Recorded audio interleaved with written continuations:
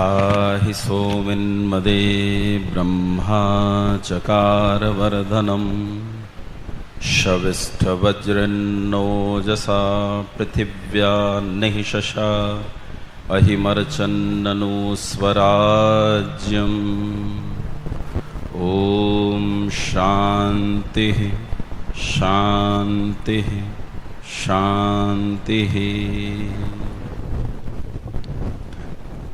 मंच पर उपस्थित इस सभा के आदरणीय सभापति महोदय, अध्यक्ष महोदय, विद्वान संचालक आदरणीय आचार्य जी, मंच पर उपस्थित स्वामी जी और दूसरे सभी सम्मानित उपस्थित बंधु और भगिनी, मेरे सम्मुख बैठे हुए आदरणीय पूजनीय सन्यासी वृंद, आचार्य वृंद, गुरुजन, अनुभव और विद्या में मुझसे कहीं बढ़े हुए अनेक ऐसे विद्वत पुरुष इस दीर्घा में मौजूद होंगे, और माताएं, सैकड़ों ऐसे मित्र जिन्हें मैं जानता हूं, जिनसे मेरा परिचित है, जिनके चेहरों से मैं परिचित हूं, भ्राताओं, बंधुओं, भगिनियों, माताओं।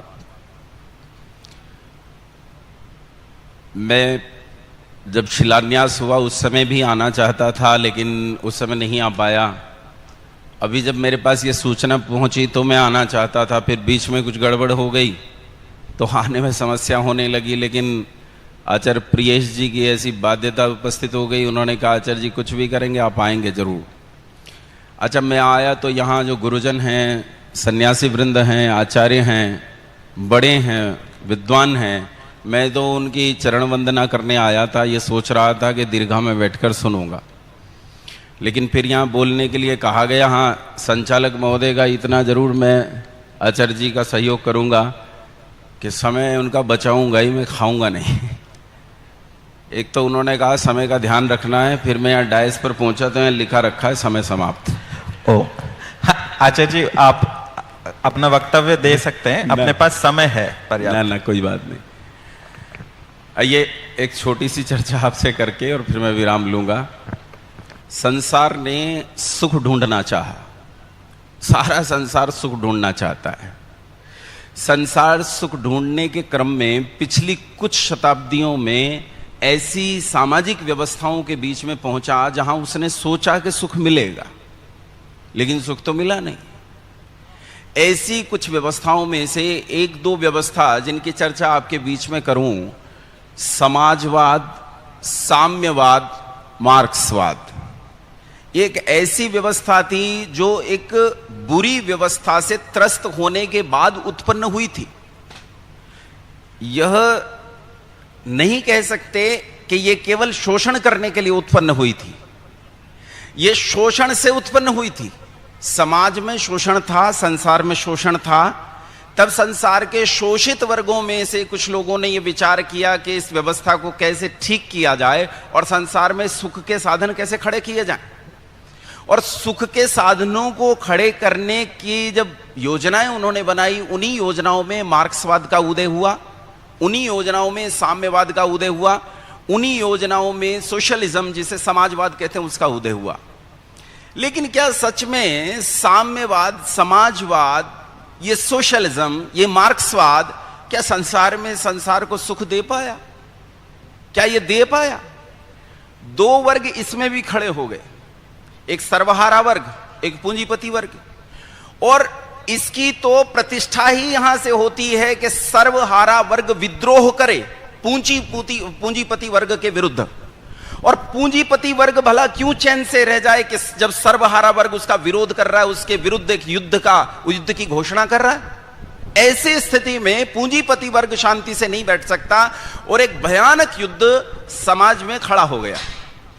पहले जो युद्ध केवल बड़ी इकाइयों के बीच में था, इस साम्यवाद, इस समाजवाद ने उस युद्ध को बहुत निचले स्तर पर ले आए और निचले स्तर पर उठाकर, जहां लड़ाई समष्टि के बीच में थी, वहां समष्टि से उठाकर इस लड़ाई को व्यक्ति के बीच में खड़ा कर दिया, व्यष्टि के बीच में खड़ा कर दिया। लोगों के मन में यह युद्ध खड़ा हो गया। हम एक दूसरे के प्रति विद्रोही हो गए, हम एक दूसरे के प्रति ऐसे भावों से भर गए कि एक दूसरे को सहन करने के लिए तैयार नहीं। इससे पहले का चमत्कारवाद, अवतारवाद, पैगंबरवाद, जो कुछ था, उसके शोषण से उत्पन्न हुई व्यवस्था भी संसार में सुख का साधन नहीं कर सकी।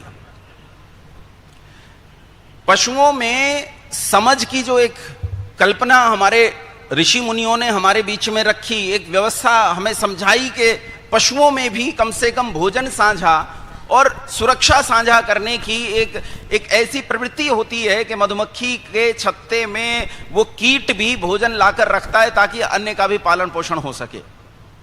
सुरक्षा में साझा रहते हैं, दो को कंकर लग जाए तो कई हजार मधुमक्खियां हमला बोल देंगी। पशुओं में भी ये प्रवृत्ति है, मनुष्यों में तो इससे ऊपर बढ़कर एक प्रवृत्ति और होनी चाहिए कि वो जीवन के उद्देश्य में भी साझा हो। लेकिन समाज का जीवन उद्देश्य साझा हो, ये तो बहुत दूर की कौड़ी हुई। यहां तो व्यक्ति व्यक्ति का जीवन का उद्देश्य ही लगभग भुला दिया गया, लगभग झुठला दिया गया। लोगों के पास अपना व्यक्तिगत जीवन का उद्देश्य ही गया।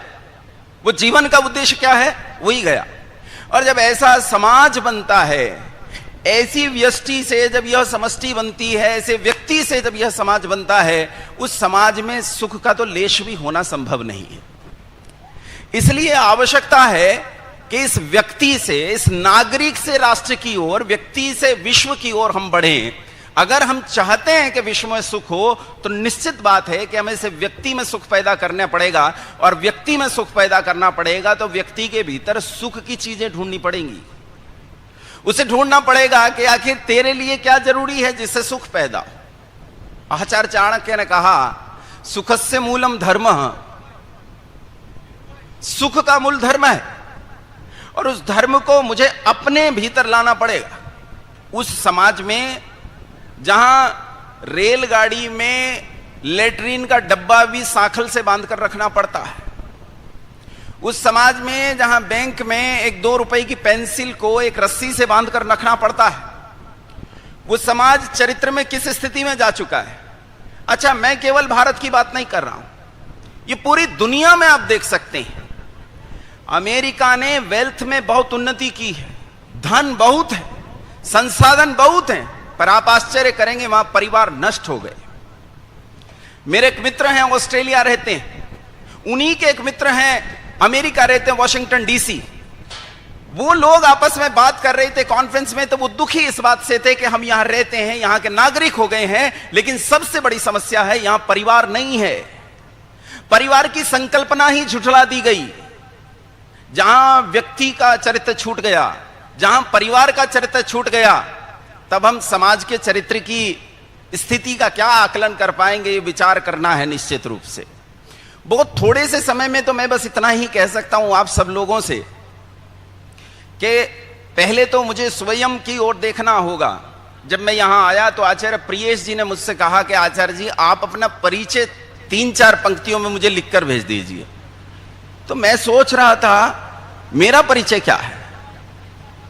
कभी इस अखिल गगन सा विस्तृत हूं, कभी क्षणिक बिंदु सा हूं मैं गौण, कभी जानू जगती का कण कण, कभी अपने परिचय पर भी मौन। जो अपने परिचय पर भी मौन हो, जिसे अपने ही परिचय की गहराई न पता हो, वो क्या करेगा समाज के लिए। इसलिए आवश्यकता है कि हम अपने चरित्र पर ध्यान दें, और चरित्र का निर्माण निश्चित रूप से धर्म के बिना नहीं हो सकता। धर्म क्या है?